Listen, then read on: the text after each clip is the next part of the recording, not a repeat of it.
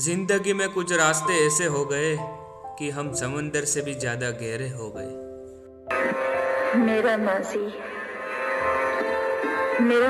मेरी तन्हाई का ये अंधा शिकार, ये कि सांसों की तरह मेरे साथ चलता रहा, जो मेरी नफ्स की मानंद मेरे साथ जिया, जिसको आते हुए जाते हुए बेशुमार लम्हे अपनी संगलाह उंगलियों से गहरा करते गए। किसी की ओट पा लेने को लहू बहता रहा, किसी को हम नफस कहने की जुस्तजू में रहा। कोई तो हो जो बेसाख्ता इसको पहचाने, तरफ के पलटे अचानक इसे पुकार उठे।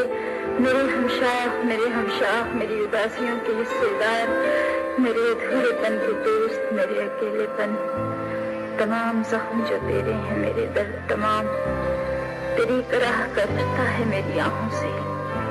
तू एक मस्जिद वीरान है, मैं तेरी अज़ां जो अपनी ही वीरानगी से टकरा कर ढकी छुपी हुई बेवा जमीन के दामन पर पढ़े नमाज, खुदा जाने किसको सजदा करे।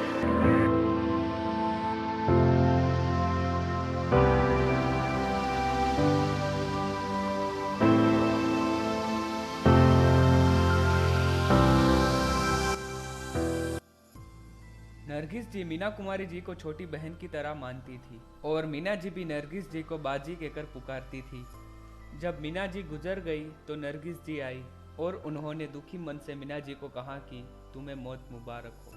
बड़ी बहन की तरह डांटते हुए आंखों में आंसू लेकर, अब दुनिया में कदम भी मत रखना, ये दुनिया तुम्हारे जैसे लोगों के लिए नहीं है। जब मीना जी बीमार थी तो दत्त साहब जी और नरगिस जी उनका बहुत ख्याल रखते थे। बाद में कमाल साहब भी पैसों का सूटकेस भर के आए थे।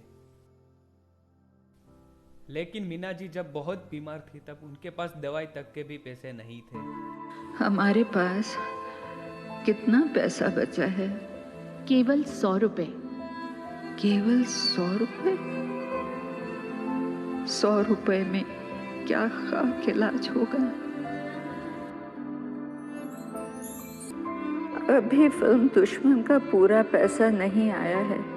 प्रोड्यूसर प्रेम जी को बोलो, वो पैसे भेजेंगे। यही जिंदगी है। आज अस्पताल में इलाज के लिए सिर्फ 100 रुपए बचे हैं।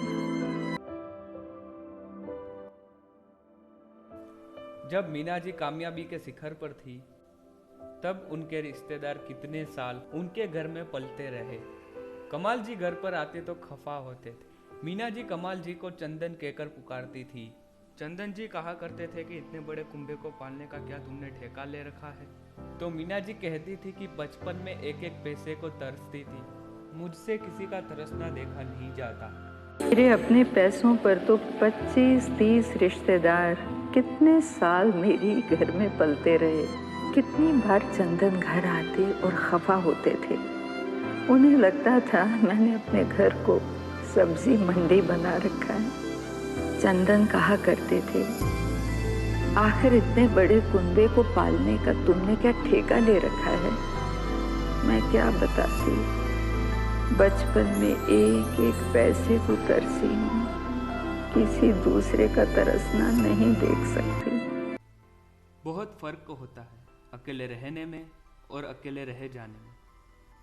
लोगों को इस बात से फर्क नहीं पड़ता कि आप खुश हो कि नहीं, इस बात से फर्क पड़ता है कि आप उन्हें खुश रखते हो या नहीं। राम औरंगाबाद करके धुन नेहरू जी की मौत के बाद आए थे मेरे पास। कहते थे नेहरू जी की मूर्ति लगाएंगे। पैसे नहीं थे। मैंने 75,000 दे दिए थे तुरंत। पता नहीं फिर मूर्ति कहाँ लगी।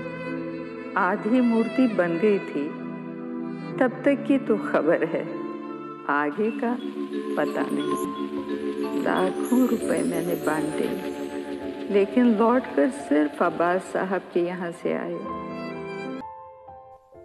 पूरी दुनिया में सबसे ज्यादा रहमदिल वो है जो धोखा खाने के बाद भी लोगों की भलाई करना नहीं छोड़ते। कोई मिलने आया है। कौन? देखता हूँ। नमस्ते। नमस्ते। बैठिए। कहिए। जी हम अनाथ आश्रम से आए हैं। ओह, कहिए क्या सेवा करें हम? मालती देवी से कुछ मदद मांगने आए हैं। अनाथ आश्रम के लिए तो हमारी जान भी हाजिर। कहिए क्या करना होगा? हाँ, इसमें पूछने की क्या बात है? शुक्रिया, इससे अनाथ आश्रम को काफी सहायता मिल जाएगी। धन्यवाद। धन्यवाद। नमस्ते। मीना जी जब शोहरत के मकाम पर थी 1940 में स्टार जितने पैसे लेती थी। मोटी फीस 10,000 लेती थी। उस दौर में ये रकम बहुत बड़ी होती थी। इतनी बड़ी फीस होने के बावजूद भी प्रोड्यूसर लाइन लगाकर खड़े होते थे मीना जी को अपनी फिल्म में साइन करवाने के लिए। उस दौर में 75,000 रुपये तक दान में दे दिया करती थी। मीना कुमारी जी ने लाखों रुपये दान में बांटे।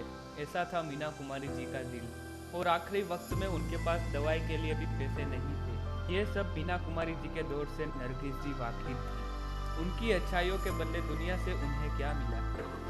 मुझ पे दया करो। बहुत दया की है मैंने। इतनी ही दया का बहुत फल पा लिया मैंने। अब किसी और पर दया करने की मुझ में ताकत नहीं। मैंने बहुत दया की है, बहुत दया की है, लेकिन मुझ पर किसी ने दया नहीं की। न भगवान ने, न इंसान ने।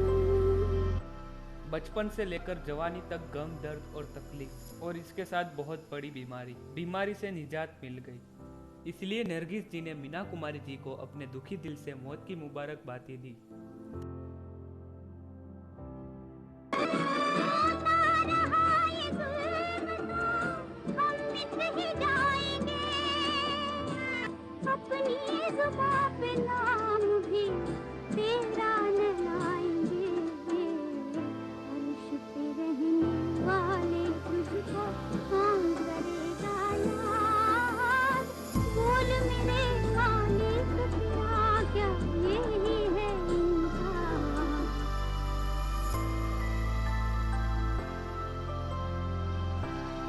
किताबों में तो हमने कुछ और ही पढ़ा, लेकिन जिंदगी तो हमें कुछ और ही सिखा गई।